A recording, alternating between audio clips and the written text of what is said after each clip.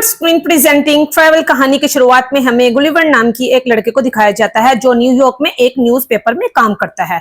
वो अपनी जॉब से बिल्कुल भी खुश नहीं है, वो पूरी तरह से डिप्रेस्ड है। लेकिन यहाँ पर जो डार्सी नाम की एक लड़की काम करती है, गुलिवर इसे बहुत पसंद करता है और वो इससे अपने प्यार का इजहार करना चाहता है, लेकिन वो अपने नेचर की वजह से इसे कभी नहीं कह पाता। इसलिए वो डार्सी के केबिन में जाता है जहां पर डार्सी काम कर रही होती है। वो वहां से एक फॉर्म उठाता है जो ट्रैवलिंग का होता है। डार्सी से पूछती है कि तुम्हें ट्रैवलिंग में इंटरेस्ट है। गुलिवर झूठ कह देता है कि मैं कई देशों की सैर कर चुका हूँ, जिसमें हिंदुस्तान भी एक है। इस बात से वो बहुत ज्यादा इंप्रेस हो जाती है और वो गुलिवर को कहती है कि तुम ट्रैवलिंग के ऊपर एक नोट, एक आर्टिकल लेकर आना।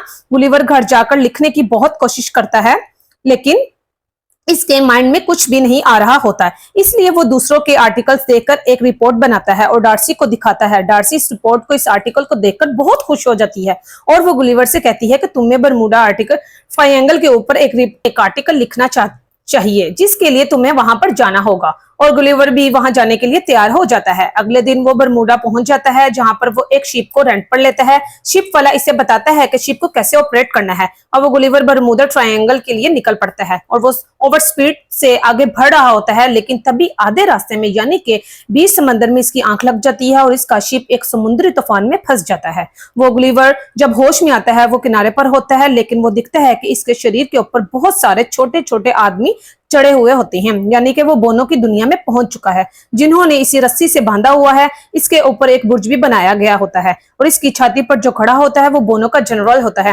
गुलिवर पूरी ताकत लगाकर खड़ा होने की कोशिश करता है।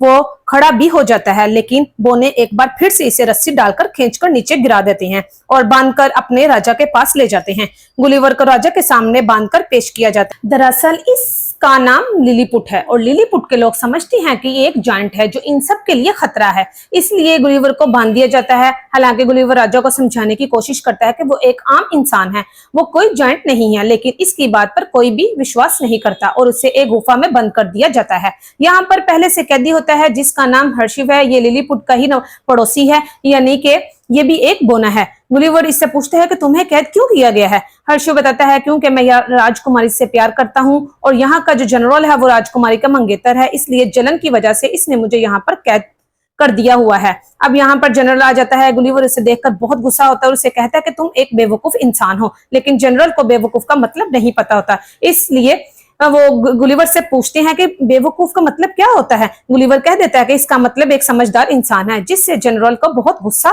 आता है और वो अपने आप को खुशी से बेवकूफ कहना शुरू कर देता है। क्योंकि यहाँ पर गुलिवर कैदी है, इसलिए इसे यहाँ पर काम करवाया जाता है।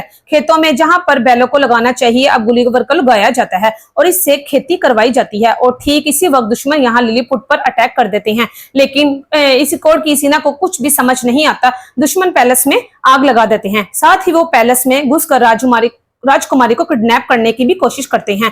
पर ठीक इसी वक्त गुलिवर वहां आ जाता है और राजकुमारी को बचा लेता है। आग लगने की वजह से सब डर गए होते हैं, लेकिन गुलिवर कहता है कि तुम चिंता मत करो, आग मैं बुझा दूंगा। और इसके बाद वो आग बुझा देता है। साथ ही इसने राजकुमारी की जान भी बचाई होती है, इसलिए राजा इससे बहुत खुश होता है और राजा इसे कहता है कि आज मैं तुम्हें खाने पर इनवाइट करता हूँ। गुलिवर जो लिलीपुट का हीरो बन चुका होता है और राजा से कहता है कि मैं एक ही शर्त पर आपका इन्विटेशन एक्सेप्ट करूंगा, जब आप हर्षिव को छोड़ दोगे, आजाद कर दोगे। राजा इसकी बात मान लेता है और हर्षिव को आजाद कर दिया जाता है, जिससे जनरल को बहुत गुस्सा आता है। रात को गुलिवर और राजा के पास दावत के लिए जाता है जहां पर सब इसका बहुत खातिरदारी करते हैं। राजा इससे पूछता है कि तुम कहां से आए हो। गुलिवर कहता है कि मैं न्यूयॉर्क से आया हूं। सब इसको न्यूयॉर्क का प्रेसिडेंट समझ लेते हैं और गुलिवर भी झूठ कह देता है कि मैं यहाँ पे न्यूयॉर्क का प्रेसिडेंट हूँ, वहां के लिए मैंने बहुत कुछ किया है। जबकि सच्चाई ये होती है कि वो न्यूयॉर्क में एक न्यूज़पेपर में काम करता है। वो अपनी जिंदगी से, जॉब से डिप्रेस्ड है, लेकिन यहाँ पर हीरो की तरह उभरने के बाद वो अपनी तारीफ में कोई भी झूठ बोलने से कतराता नहीं है।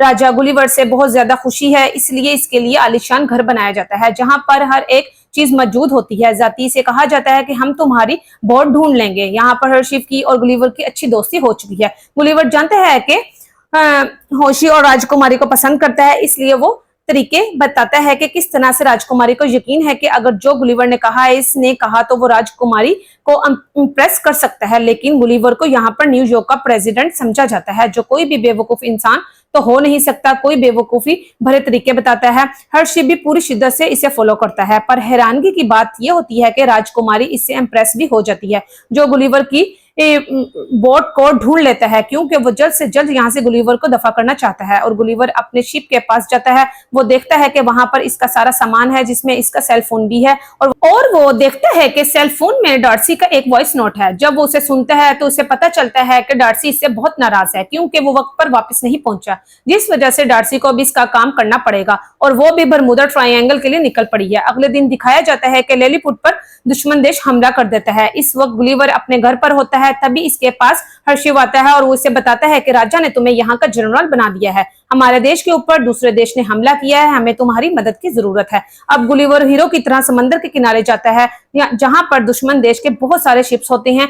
गुलिवर इनके पास जाता है और समझाने की कोशिश करता है कि वो तुम्हें यहाँ से चले जाना चाहिए, लेकिन वो लोग गुलिवर की बात नहीं मानते और अपनी तोपों से इस पर हमला कर देते हैं। लेकिन इनके तोप के गोले इतने छोटे होते हैं कि गुलिवर को इसका कोई भी असर नहीं होता, और वो इन सब के लिए शिप्स को खींचकर किनारे तक ले आता है, और इस तरह से गुलिवर को एक बार फिर से लिलीपुट को बचा लेता है। सब गुलिवर की जय जयकार कर रहे होते हैं, जिससे जनरल को बहुत गुस्सा आता है। वो पहले से नफरत करता है, और अब जबकि सब इससे प्यार करने लगे हैं, इसे हीरो समझने लगे हैं, इसके दिल में नफरत का तूफान उमड़ पड़ता है। साथ ही यहाँ पर गुलिवर को अब पहले से भी ज्यादा ऐशो आराम दिया जाता है। राजकुमारी भी जनरल से अपनी सगाई यानी कि अपनी एंगेजमेंट तोड़ देती है, क्योंकि इसे इसकी असल नेचर के बारे में पता है। गुस्से से इसको पसंद नहीं करती, क्योंकि वो हर्षिव को पसंद करती है। जनरल इस बात से आग बगोला हो जाता है, और वो दुश्मन देश के राजा के पास जाता है, जिसके पास गुलिवर की वो मैगजीन भी होती है, जिसके अंदर रोबोट बनाने का तरीका होता है। और दुश्मन देश रोबोट बनाने के लिए इस ब्लूप्रिंट से सीक्रेटली एक बहुत बड़ा रोबोट बना लेते हैं।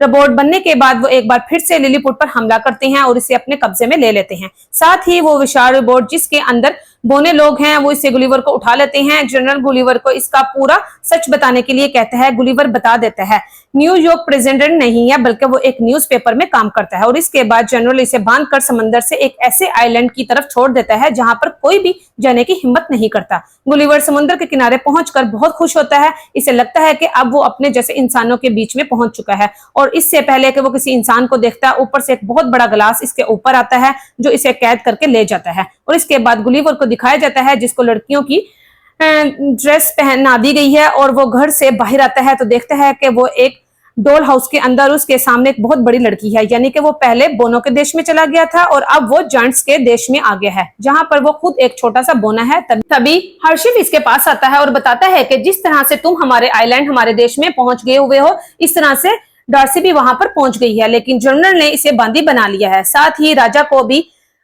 सिर्फ तुम ही अब वो हो जो इसको बचा सकते हो। रात को किसी तरह से गुलिवर यहाँ पर हर्षिव के साथ भाग जाता है और लिलीपुट वापस पहुंच जाता है, जहां इसके सामने वो विशाल रोबोट है जो गुलिवर्स पर हमला कर देता है। जहां पर रोबोट के बीच में और गुलिवर्स के बीच में खासी लड़ाई होती है। रोबोट बहुत शक्तिशाली होती है, इसके अंदर बहुत सारे इलेक्ट्रॉनिक्स यानी कि ये अनहोनी टेक्नोलॉजीज हैं, जिस वजह से वो गुलिवर्स पर भारी पड़ रहा होता है। कभी हर्षिव और रिबोट के अंदर जाकर कुछ वायरस को डिस्कनेक्ट कर देता है, जिस वजह से इनके बहुत सारे सिस्टम्स फेल हो जाते हैं, और इस बात का फायदा उठाकर गुलिवर्स इसे पूरी तरह से मेंटल कर देता है, यानी कि इसने रिबोट को खत्म कर दिया है। इसका मतलब है कि गुलिवर्स ने जंग जीत ली है और लिलीपुट को एक बार फिर से आजाद करवा दिया है। अब राजा भी आजाद है, इसलिए हर्षिव की और राजकुमारी की शादी के लिए एग्री हो जाता है, क्योंकि वो हर्षिव ने बहुत बहादुरी से रोबोट के अंदर जाकर तार्स को डिस्कनेक्ट किया होता है, और वही था जो गुलिवर्स को वापस लाया था। लेकिन तभी यहाँ पर जनरल आ जाता है और वो अपनी तलवार की नोक पर राजकुमारी को बांदी बना लेता है। लेकिन राजकुमारी भी बहुत हिम्मत वाली होती है